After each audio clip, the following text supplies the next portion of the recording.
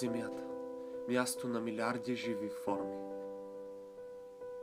богата на води, гори и най-вече на живот.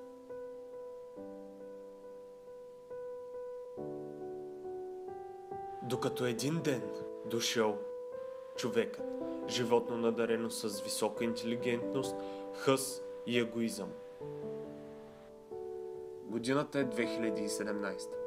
Популацията на хората вече е 7 милиарда 483 милиона 234 хиляди 760 души.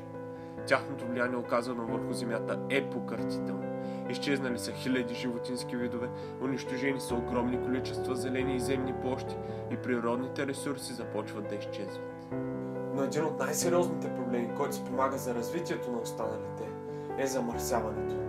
Всеки ден ставам свидетел как хора минават, как хора хвърлят боклука си буквално където им падне. И когато отида при тях и ги попитам защо го правите, защо не си хвърлите боклука в кошчето, което е на буквално 5 крачки разстояние от тях, те ми казват: той без това е мръсно, аз ако си хвърля боклука в кошчето, няма да стане по-чисто. Сега обаче си представете как абсолютно всеки един от нас казва така: Empire State Building тежи 365 000 тона. Теглото на боклука, генерирано от човечеството за една година, е равна теглото на 7000 Empire State Building.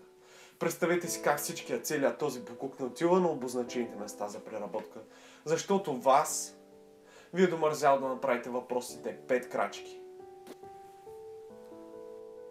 Тогава Земята щеше да изглежда така. Щяхме да спим в легла от боклук. Щяхме да се разхождаме в природа пълна с боклук. Щяхме да живеем в свят, в който видим ли сантиметри незамърсена земя, ще го мислим за чудо. За да не бъде това нашето бъдеще, следващия път просто помисли преди да направиш това.